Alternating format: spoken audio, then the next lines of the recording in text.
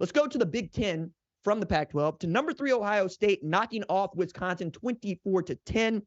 The Buckeyes at full force, they're really good. Marvin Harrison Jr. is the best player in college football. I think he's going to win the Biletnikoff Award. I think he's going to be a Heisman finalist, if not have an outside chance to win the Heisman Trophy with a win against Michigan, but that's a big if. We'll get into that a little bit later. But 6 catches, 123 yards, and 2 TDs in that game. But really, low-key, TreVeyon Henderson being back and being at full go is what makes them really potent on that offense. We're talking about 162 on the ground, 207 total yards for TreVeyon Henderson, and he hit a home run in this game. Home runs are explosive plays that end in touchdowns.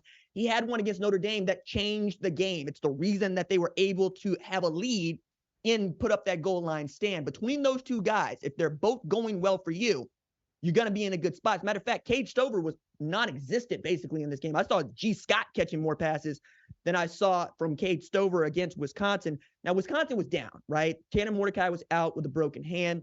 Braden Locke's a great quarterback, but he's just not that great to beat that Ohio State defense. Get in that second. But also, there's no Braylon Allen for much of this game either. He was in a walking boot in the second half. So this is not a full-strength Wisconsin team, and yet, and still, you expected them to do something, and they couldn't do anything. And I looked at this point total, and I had to go take a look at what Ohio State has done up till now. We're talking about giving up no more than 17 points to any opponent in any game.